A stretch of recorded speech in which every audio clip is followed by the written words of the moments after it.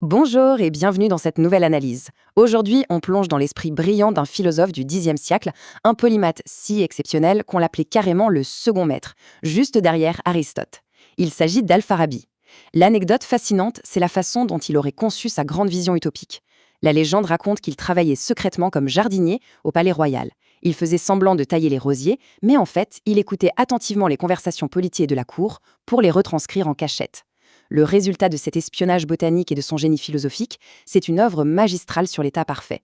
Alors, voyons ensemble comment il a construit cette vision fascinante qui part des confins du cosmos pour arriver jusqu'à la société humaine. Pour bien comprendre toute la logique de cette pensée, notre parcours va s'articuler autour de 5 grandes étapes. D'abord, le point de départ absolu avec le premier existant, suivi de la hiérarchie cosmique. Ensuite, on zoomera sur l'âme humaine. Et c'est avec ces bases qu'on pourra enfin décortiquer la cité vertueuse en elle-même, avant de terminer par ses parfaites opposées, les cités ignorantes. Première étape donc, le premier existant. C'est véritablement le sommet de la réalité pour Al-Farabi, un concept absolument indispensable pour saisir tout le reste de son système. Ce fameux premier existant, qu'est-ce que c'est exactement? Eh bien, c'est une entité totalement unique, sans le moindre défaut, éternelle et non causée. C'est-à-dire qu'elle ne dépend d'absolument rien d'autre pour exister. Elle n'a ni limite physique ni opposée. En fait, c'est un intellect pur dont la seule et unique existence consiste à accomplir son propre but parfait. C'est vraiment la perfection à l'état pur. Et c'est justement cette perfection absolue qui explique comment l'univers a été créé selon Al-Farabi. L'univers n'a pas été fabriqué de toutes pièces, comme un menuisier assemblerait un lit avec des planches. Pas du tout. Toute l'existence s'écoule naturellement de ce premier existant. Imaginons une source d'eau tellement pleine à craquer qu'elle déborde continuellement, sans jamais s'arrêter. C'est exactement ça ce qu'on appelle l'émanation, un déversement perpétuel d'existence. Ce qui nous amène à la deuxième étape, la hiérarchie cosmique. Comment passe-t-on de cette entité divine et parfaite à notre univers matériel qui est, avouons-le, un peu plus chaotique? L'idée centrale ici, c'est vraiment une cascade de création très précise. Le premier existant déborde pour former un second intellect. Ce second intellect engendre à son tour le premier ciel. Et le cycle continue en s'écoulant à travers très exactement 10 intellects distants et différentes sphères célestes, le Soleil, les planètes, jusqu'à terminer sa course tout en bas, sous la Lune. Et ça, c'est notre monde matériel, composé d'éléments de base qui se mélangent pour donner les minéraux, les plantes, les animaux, avec tout en haut de cette pyramide matérielle, l'être humain. Troisième étape, l'âme humaine. On laisse le grand cosmos de côté un instant pour regarder de plus près l'architecture interne, beaucoup plus intime, de l'être humain.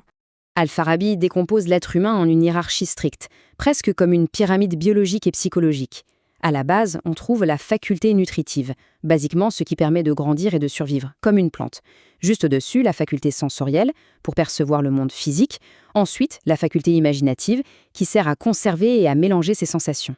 Et enfin, le couronnement absolu, la faculté rationnelle, celle qui permet de saisir les concepts abstraits. Mais voilà le hic, cette raison humaine ne peut pas fonctionner toute seule. C'est là qu'intervient une métaphore absolument brillante. Notre intellect rationnel, livré à lui-même, c'est comme un œil dans le noir complet. Il a la capacité physiologique de voir, bien sûr, mais sans lumière, il ne voit rien. Notre esprit a donc besoin d'une force cosmique extérieure qu'Al-Farabi appelle l'intellect actif, qui n'est autre que le 10e intellect de notre fameuse cascade cosmique. Cet intellect actif agit littéralement comme le soleil. Il vient illuminer notre esprit pour transformer un simple potentiel de connaissance en une compréhension bien réelle. Alors, une grande question se pose maintenant. Comment relier cette machinerie psychologique ultra complexe à la société humaine? Quel est le lien concret entre la structure de cette âme et la théorie politique? Et c'est notre quatrième étape, la cité vertueuse. C'est vraiment le cœur du réacteur, l'aboutissement de toute cette philosophie pour dessiner le plan d'une société idéale.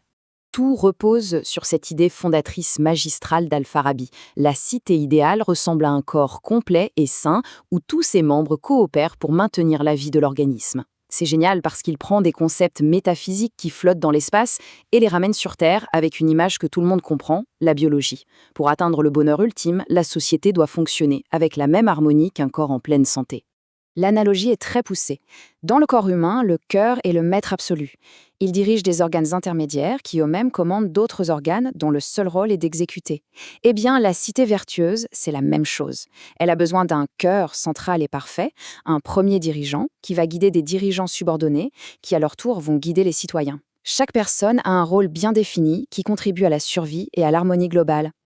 Par contre, ce premier dirigeant, ce n'est vraiment pas le premier venu. Cet imam, ce philosophe-prophète, doit cocher des cases presque surhumaines. Une mémoire infaillible, une éloquence parfaite, un mépris total pour l'argent et les plaisirs superficiels, et un amour viscéral pour la vérité. Et physiquement, il doit être d'une résilience absolue. Surtout, son intellect doit être capable de se connecter directement à l'intellect actif. C'est lui, en fait, le canal qui permet de faire descendre la sagesse divine directement dans la cité. Rien que ça. Ce qui nous amène à notre 5e et dernière étape, les cités ignorantes. Car forcément, quand on dessine une utopie aussi parfaite, il faut bien parler de ses opposés absolus. Al-Farabi est assez impitoyable avec les sociétés qui se trompent lourdement sur le but de l'existence. Ce sont les fameuses cités ignorantes, qui se perdent dans des objectifs totalement superficiels au lieu de chercher la perfection spirituelle. La cité de la nécessité, par exemple, ne pense qu'à survivre, un point c'est tout. La cité de la dépravation ne cherche que le confort corporel.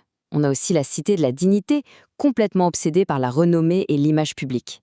Et enfin, la cité de la dominance, dont la seule joie est de soumettre ses voisins par la force brute. Mais attention, la vertu n'est jamais un acquis définitif. L'analyse mentionne aussi des régressions tragiques, les cités corrompues, changeantes ou égarées.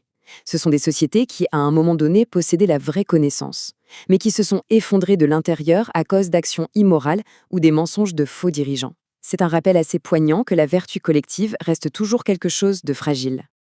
Alors, pour finir sur une note plus lumineuse, revenons à notre cité vertueuse avec le chiffre 1.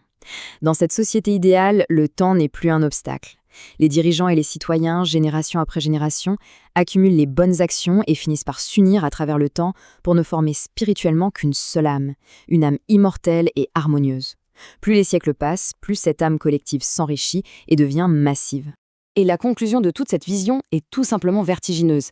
Al-Farabi écrit « Plus il persiste dans les bonnes actions, plus l'âme devient forte jusqu'à ce qu'elle atteigne le niveau de perfection où elle devient indépendante de la matière. » Construire une société parfaite, ce n'est donc pas juste un vague projet politique pour bien s'entendre au quotidien. C'est littéralement la mécanique qui permet à l'âme de se détacher du monde physique pour atteindre l'éternité. Sans cette communauté vertueuse, l'âme risque tout simplement de disparaître en même temps que le corps matériel. C'est une perspective incroyable qui pousse inévitablement à se poser la question : nos sociétés modernes sont-elles de simples machines à survivre ou pourraient-elles être de véritables tremplins vers l'éternité ? Voilà une pensée qui donne matière à réflexion, bien au-delà de cette analyse.